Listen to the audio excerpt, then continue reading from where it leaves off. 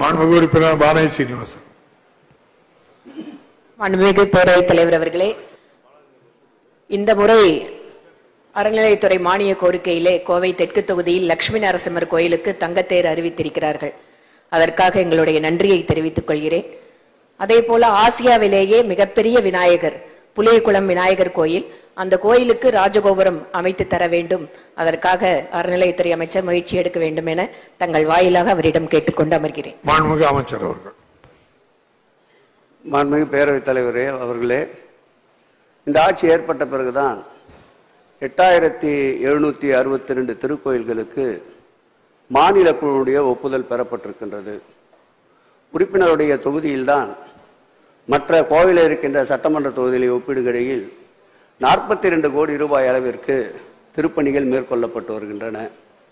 கேளாமல் கொடுக்கின்ற இந்த அரசு கேட்டதெல்லாம் தருகின்ற முதல்வர் உண்மையிலே நம்முடைய வானதி சீனிவாசன் உறுப்பினர் அவருடைய கோரிக்கையை இந்த ஆண்டு இறுதிக்குள்ளாக பணிகள் மேற்கொள்ளப்பட்டு நிறைவேற்றி தரப்படும் என்பதை மாண்புமிகு பேரவைத் தலைவர் வாயிலாக உறுப்பினருக்கு தெரிவித்துக் உறுப்பினர் தமிழரசி.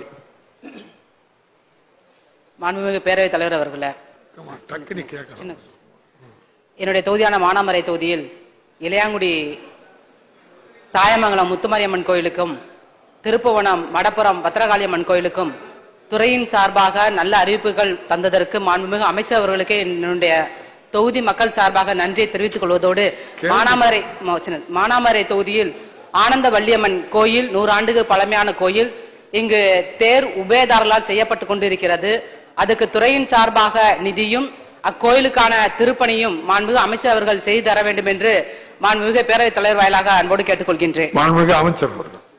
மாண்புமிகு பேரவைத் தலைவர் அவர்களே, அவர் கோரிய தேரும் திருப்பணியும் உடனடியாக ஆய்வுக்கு எடுத்துக் கொள்ளப்பட்டு தேவையான நிதியை பொதுநல நிதியிலிருந்து வழங்கப்பட்டு உடனடியாக அவருடைய கோரிக்கை நிறைவேற்றி தரப்படும் என்பதை பேரவைத் தலைவர் வாயிலாக அவருக்கு தெரிவித்துக் கொள்கிறேன்.